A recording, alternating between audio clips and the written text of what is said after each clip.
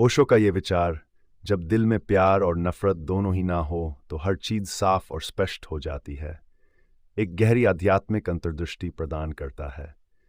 ये कथन मनुष्य की आंतरिक स्थिति और उसकी जागरूकता पर आधारित है, जहां वे प्रेम और घृणा से ऊपर उठकर एक समता और शांति की अवस्था को प्राप्त करते हैं।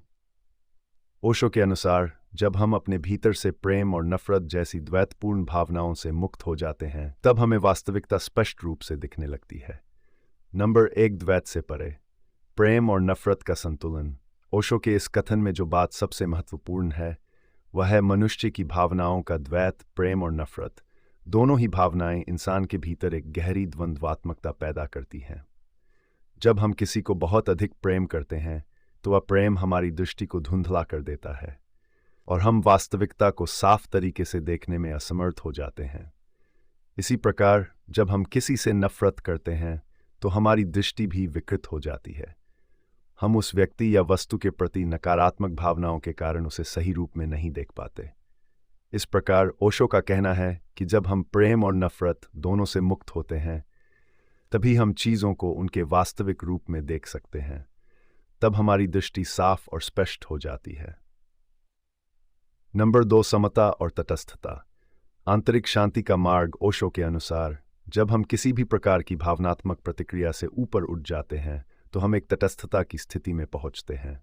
यह तटस्थता न तो प्रेम से प्रभावित होती है, न ही नफरत से। इस स्थिति में मनुष्य पूरी तरह से शांत और संतुलित होता है। यह स्थिति ध्यान और योग के माध्यम से प्राप्त की जा सकती है, जहां व्यक्ति अपने मन को नियंत्रण में लाकर किसी भी बाहरी या आंतरिक विक्षोभ से मुक्त हो जाता है। इस स्थिति में मन साफ हो जाता है और वास्तविकता का स्पष्ट बोध होता है। नंबर 3, भावनाओं से मुक्त होकर सच्चाई को देखना। ओशो ने कहा है कि भावनाएं हमें वास्तविकता से दूर करती हैं। जब हम किसी के प्रति प्रेम या नफरत जैसी भावनाओं में उलझे होते हैं, तो हम उसकी वास्तविकता को समझने में असमर्थ होते हैं। प्रेम हमें किसी को आदर्श बनाने पर मजबूर करता है, जबकि नफरत हमें उसकी नकारात्मकताओं पर केंद्रित कर देती है। परंतु जब हम इन दोनों भावनाओं से मुक्त हो जाते हैं, तब हमें संसार और उसमें उपस्थित लोगों और वस्तुओं की सच्चाई स्पष्ट रूप से दिखाई देने लगती है। ये एक ऐसी अवस्था है जहां न कोई आसक्ति है और न कोई द्वेष। ये पूर्ण रूप से तटस्थ दृष्टिकोण है, जिसमें सच्चाई अपने आप सामने आ जाती है। नंबर 4, ध्यान और जागरूकता की अवस्था। ओशो ने ध्यान और जागरूकता को इस स्थिति को प्राप्त करने का साधन बताया है। जब हम ध्यान के माध्यम से अपने मन को शांत और स्थिर करते हैं, तो हमारे भीतर प्रेम और नफरत जैसे द्वैतपूर्ण भावनाओं का स्थान धीरे धीरे समाप्त हो जाता है। ध्यान में मनुष्य अपने विचारों और भावनाओं से ऊपर उठ जाता है और एक ऐसी स्थिति में पहुंचता है जहां केवल साक्षी भाव होता है। इस साक्षी भाव में व्यक्ति किसी भी चीज से जुड़ता नहीं है, बल्कि उसे उसी रूप में देखता है जैसी वह है। यही अवस्था हमें साफ और स्पष्ट दृष्टि प्रदान करती है। नंबर 5, अहंकार और आसक्ति का अंत। ओशो के इस विचार का एक और महत्वपूर्ण पहलू है अहंकार और आसक्ति से मुक्ति।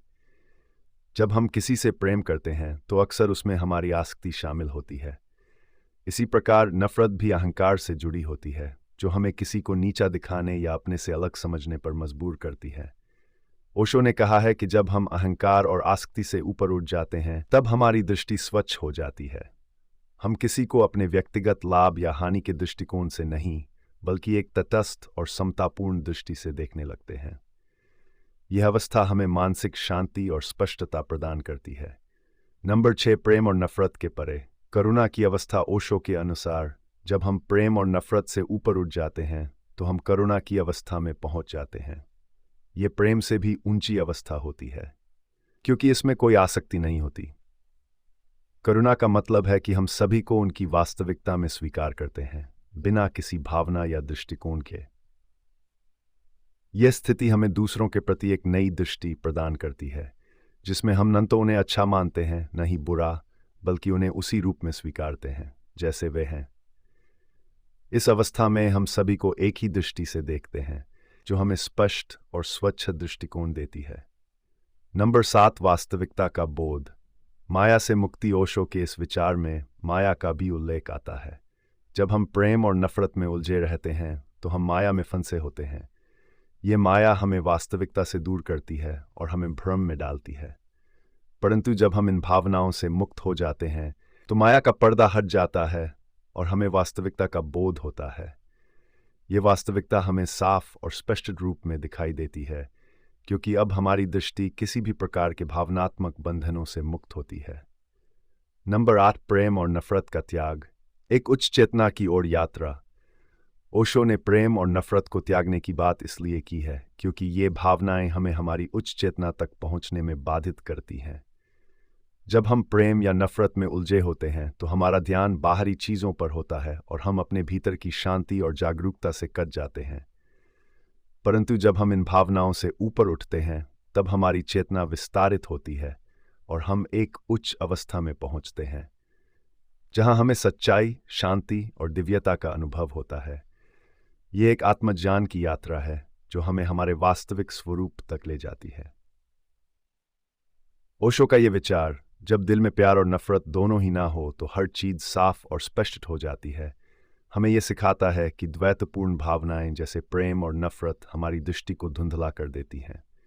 जब हम इन भावनाओं से ऊपर उठकर तटस्थता, शांति और साक्षी भाव की स्थिति में पहुंचते हैं तब हमें संसार और उसकी वास्तविकता साफ और स्पष्ट दिखाई देने लगती है।